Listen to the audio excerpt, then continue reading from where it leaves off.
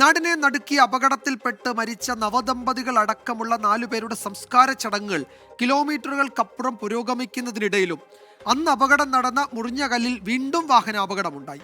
ബൈക്കിൽ ടിപ്പർ ഇടിച്ചുണ്ടായ അപകടത്തിൽ തമിഴ്നാട് സ്വദേശിയായ ശബരിമല തീർത്ഥാടകനാണ് പരിക്കേറ്റത്. ഇദ്ദേഹത്തിന്റെ ബുള്ളറ്റ് ലോറിക്കടിയിലേക്ക് പോയെങ്കിലും തമിഴരശൻ അത്ഭുതകരമായി രക്ഷപ്പെടുകയായിരുന്നു.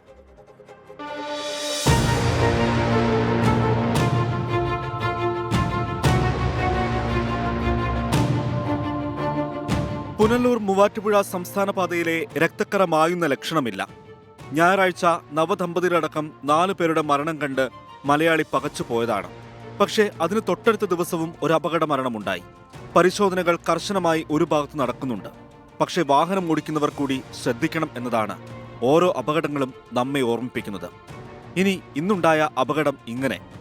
ശബരിമല ദർശനത്തിന് പോവുകയായിരുന്ന തമിഴ്നാട് സ്വദേശി തമിഴരസൻ റോഡിലേക്ക് വീഴുകയായിരുന്നു.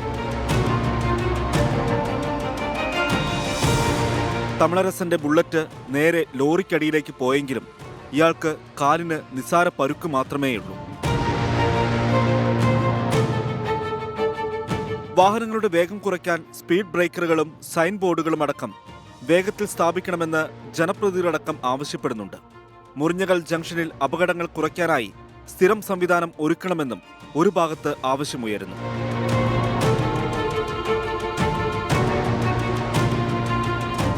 അപകടങ്ങളും അപകട മരണങ്ങളും ഉണ്ടാകുമ്പോഴുള്ള പരിശോധനകൾ മാത്രം പോരാ. അത് കൃത്യമായി നടപ്പാക്കാൻ മോട്ടോർ വാഹന വകുപ്പിനും പോലീസിനും കഴിയണം. എന്നാൽ മാത്രമേ ഇത് കുറയ്ക്കാനാകൂ. സഞ്ജയ് ഇക്ബാലിനൊപ്പം ശ്രീകുമാരൻ, 24 പത്തനംതിട്ട.